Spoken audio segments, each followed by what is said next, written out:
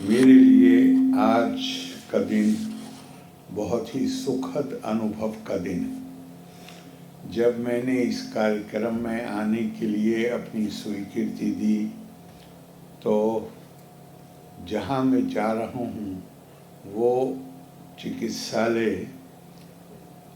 इन विशेषताओं से भरा होगा, ये कल्पना मैंने नहीं की थी। शहरी क्षेत्र से दूर ग्रामीण क्षेत्र में आँख के इलाज के लिए इतना सुविधा संपन्न अस्पताल, मैं इस अस्पताल को स्थापित करने वाले, इसको चलाने वाले, इससे जुड़े हुए लोग, इसकी सहयोग करने वाले जैसे स्टेट बैंक ऑफ इंडिया, आप सबको मैं दिल की गहराइयों से बधाई देता हूँ। अपनी शुभकामनाएं देता हूँ, क्योंकि अभी ये प्रोजेक्ट अपनी पूर्णता को नहीं पहुंचा है, बल्कि सच बात यह है कि पूर्णता तो आनी ही नहीं चाहिए, लगातार आगे बढ़ते रहना चाहिए। फिर मैं जब यहाँ पहुँचा तो मैंने देखा आचार्य श्री राम शर्मा जी, पंडित जी की मूर्ति देखी। निजी तौर पर मेरे ऊपर उनकी बड़ी कृपा रही है। मैं कानपुर से उस ज़माने में सांसद था, कानपुर भी आते थे तो वो आशीर्वाद देने आते थे। दिल्ली तो अक्सर आना होता ही था उनका। तो मैं चूँकि उनके आशीर्वाद का भोगी रहा हूँ, पात्र हूँ नहीं हूँ पता नहीं, पर भोगी ज़रूर हूँ उनके आशीर्वाद का। तो मेरी वो सारी जो स्मरण हैं उनसे जुड़े हुए, वो सब यहाँ आकर ताज़ा हो गए।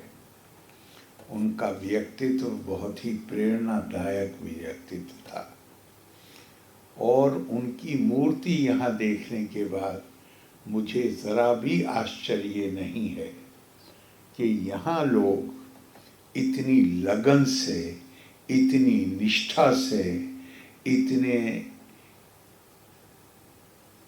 पूरे समर्पण के साथ इस काम में लगे हुए हैं। उनका व्यक्तित्व इतना ही प्रेरणादायक था। मैं उनकी स्मृति को भी अपने श्रद्धा सुमन अर्पित करता हूँ। आपने मुझे बहुत ही सुंदर गायत्री मंत्र, जो एक खूबसूरत से फ्रेम पर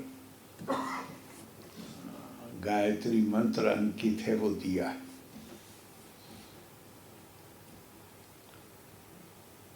पंडित श्री राम शर्मा आचार्य जी का जो संबल था, उनकी जो शक्ति थी, मैं मानता हूँ कि उसके पीछे भी यही गायत्री मंत्र था। हम गायत्री मंत्र का उच्चारण कर लेते हैं, गायत्री उच्चारण भी ठीक है, कोई खराबी नहीं है, लेकिन उसको समझने की और क्या उसका जो उद्देश्य है, उसका जो अर्थ है, उसका हमारे जीवन पर क्या प्रभाव पड़ना चाहिए, उसको भी समझने का प्रयास करना हमारी जिम्मेदारी है। गायत्री मंत्र के बहुत सारे अनुवाद किए गए, लेकिन मुझे सबसे अच्छा अनुवाद लगता है जो स्वामी विवेकानंद जी ने किया। उन्होंने जो उनके शब्द हैं, पहले मैं उसको कहूँ, उसके बाद उसका अनुवाद करूँगा, we meditate on the glory of that being who has created this universe. May he enlighten our lives. हम उस परम सत्य के बारे में ध्यान करते हैं जिसने इस ब्रह्मांड की सृष्टि की है, रचना की है, सृजन किया है,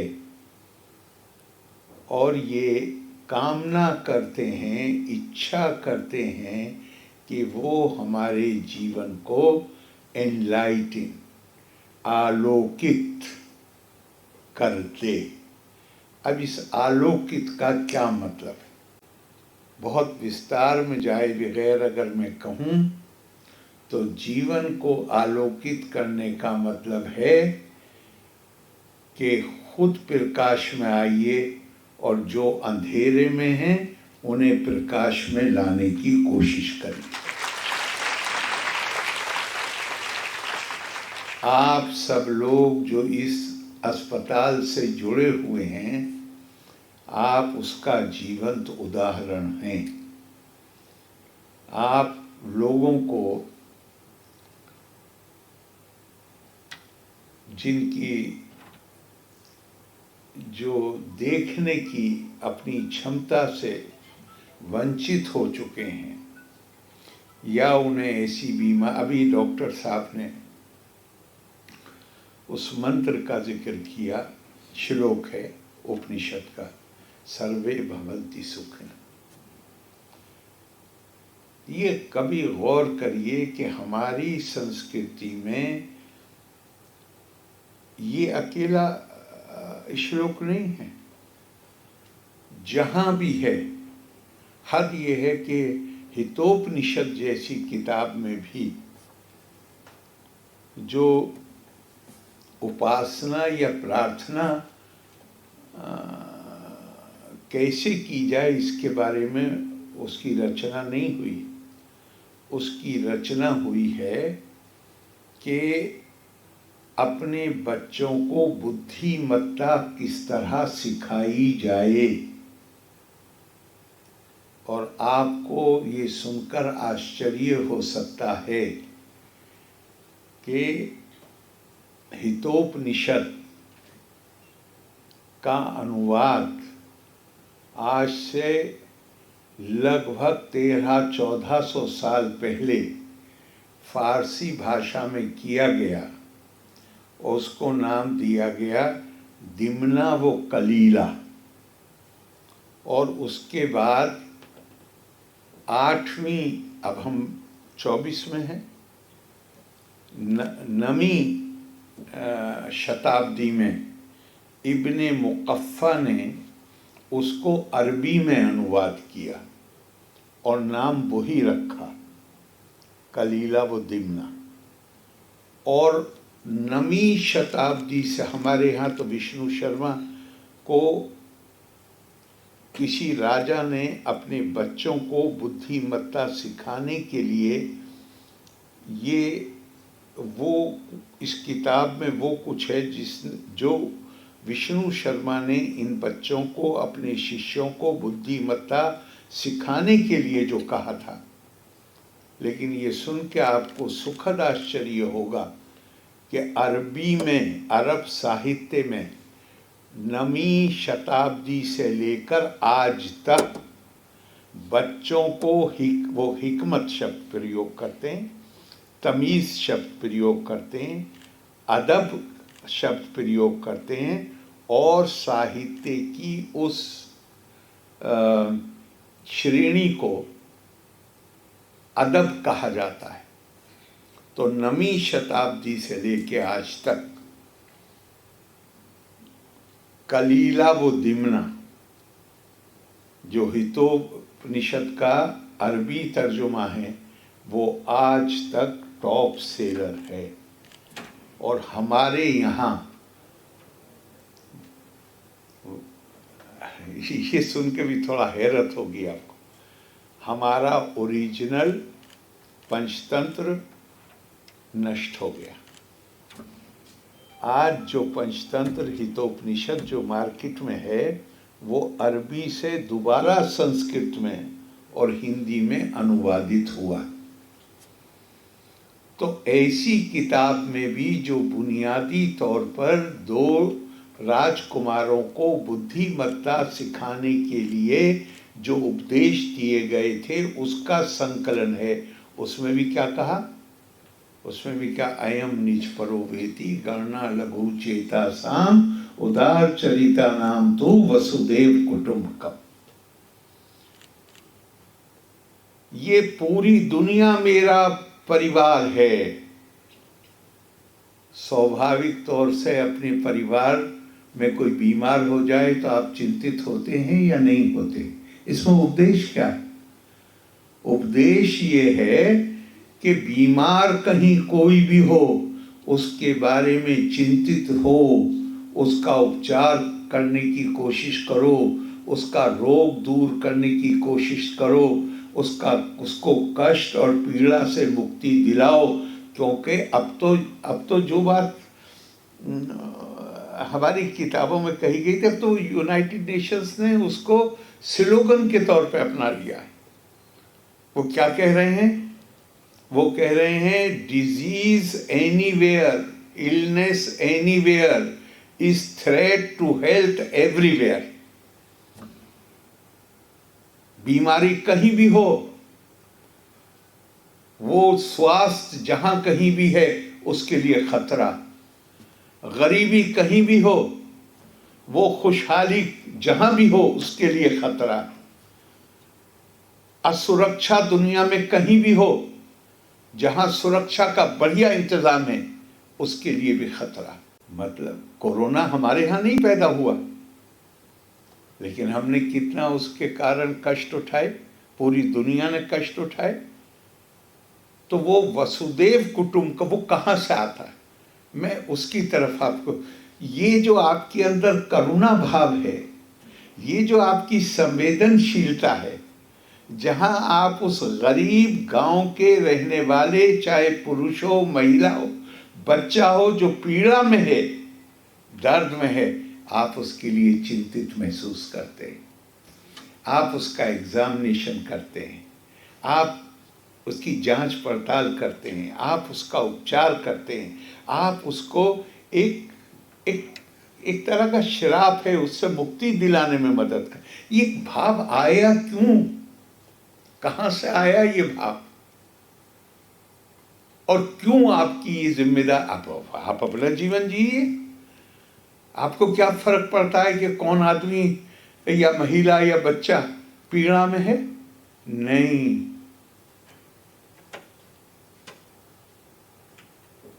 अकेले मानव जाति नहीं है इस दुनिया में, और भी बहुत से जीव जंतु हैं।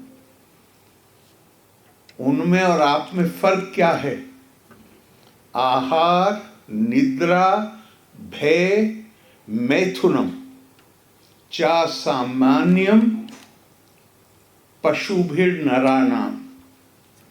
जो बेसिक बुनियादी जरूरतें हैं, ख्वाहिशें हैं, इच्छाएं हैं, भूख है, प्यास है, नींद है, अपनी नस्ल को बढ़ाने की इच्छा है, ये जैसे आपके अंदर है ऐसे ही जानवरों के अंदर।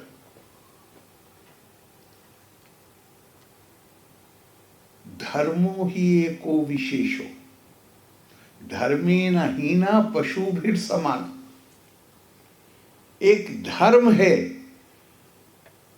धर्म रिलीजन को नहीं कहते हैं, अपने माइंड को डिसअब्यूज करिए। धर्म पूजा पाठ को नहीं कहते। धर्म कुछ वो इंसान के जीवन में जरूरी है। जो आपका जी चाहे वो कर्म कांड करिए, मैं उसकी मुखालफत में नहीं बोल रहा हूं, लेकिन वो धर्म नहीं है, उसका नाम कर्म कांड है। धर्म तो है जो आपको विवेक देता है, जो आपके दिल में करुणा पैदा करता है, संवेदना पैदा करता है। दूसरों के तिलक लगाए हुए बैठे हैं। तिलक का मतलब क्या है? जरा पढ़िए। सुबह को अपने माथे पे एक चाहे ऐसे जैसे जी चाहे महिलाएं बिंदी, अपने आप को याद दिलाना कि हम अकेली प्रजाति हैं इस दुनिया में जिसको मालिक ने कल्पना की शक्ति दी है। और ये कल्पना की शक्ति केवल हमारे लिए नहीं, हमारे पास जो कुछ भी है जो किसी दूसरे से ज्यादा है, उस पर किसी और का भी अधिकार है।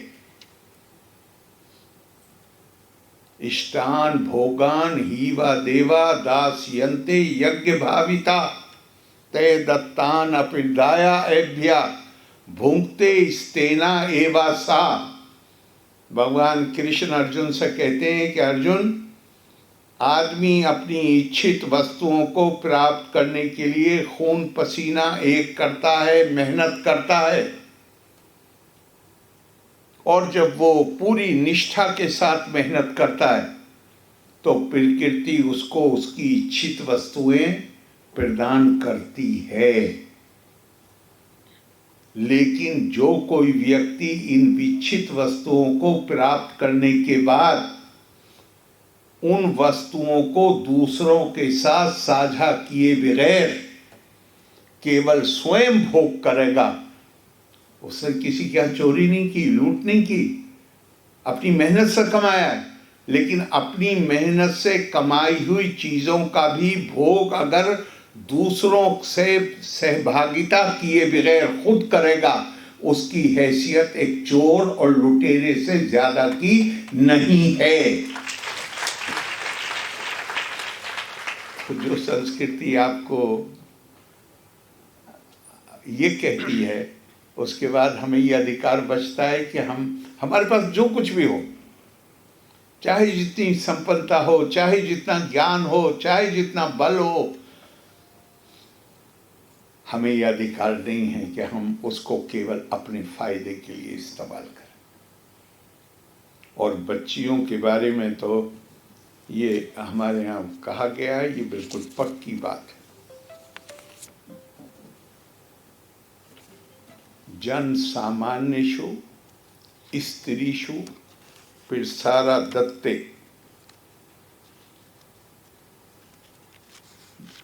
महिलाओं को आगे लाए बगैर जन सामान्य को शिक्षित किए, महिलाओं को जन सामान्य शिक्षित किए बगैर किसी समाज, किसी देश की उन्नति संभव नहीं है। कोई चिड़िया एक पर से नहीं उड़ सकती। अगर ऊंचा उड़ान करनी है तो दोनों परों का ही प्रयोग होगा, तभी उड़ान हो सकती। आखिर में मैं आपसे कहूँगा कि हमारे देश में एक बहुत बड़े मनीषी हुए, उनका नाम था पातंजलि। साधारणतया लोग उन्हें जानते हैं कि उन्होंने व्याकरण पर बहुत लिखा है और उन्हीं के लिखे हुए के आधार पर हमारे यहाँ व्याकरण तय हुए। लेकिन उन्होंने अकेले व्याकरण पर नहीं लिखा, उन्होंने योग शास्त्र लिखा, उन्होंने चिकित्सा पर लिखा और उन्होंने व्याकरण पर लिखा। और इससे हम ये अंदाज़ा लगा सकते हैं कि योग आवश्यक, मतलब मानव विकास जो है वो समग्रता में होता है, एकांगी नहीं होता। जो उनका संदेश है वो ये, योग शास्त्र मानस के विकास के लिए, मानस की शुद्धि के लिए।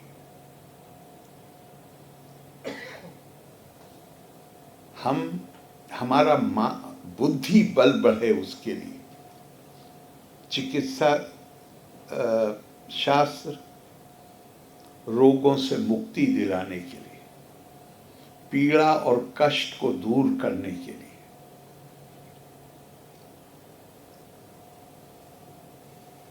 क्या इसके लिए एक शब्द प्रयोग हुआ है, निरामया काया, ऐसा शरीर जो रोगों से मुक्त हो।